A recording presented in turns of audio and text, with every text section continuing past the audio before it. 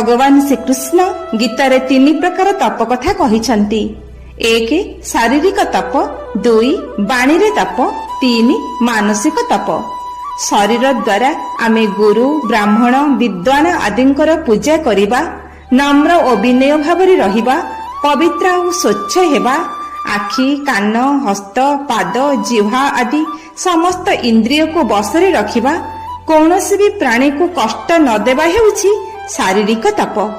ସେହିପରି କାହାକୁ କଷ୍ଟ ହେଲା ଭଳି କଥା ନ କହିବା, ସବୁବେଳେ ସତ କହିବା, କଟୁ କଥା କି ଅପ୍ରିୟ ବଚନ କହିବା ନାହିଁ, ପ୍ରିୟ ଆଉ ମଧୁର ବଚନ କହିବା ହେଉଛି ବାଣୀରେ ତପ।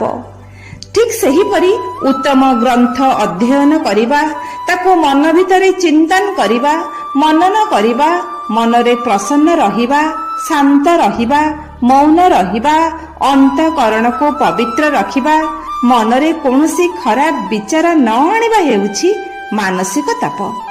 କିନ୍ତୁ ମନୁଷ୍ୟର କ୍ଷୁଦ୍ର ସ୍ୱାର୍ଥ ଏହିସବୁ ଉଚ୍ଚ ଭାବନାକୁ ବିରୋଧ କରେ। କିନ୍ତୁ ସଂଯମୀ ମନୁଷ୍ୟ ନିଷ୍ଠା ଆଉ ଅଭ୍ୟାସ ଦ୍ୱାରା ନିଜର ସଂକଳ୍ପ ପୂର୍ଣ୍ଣ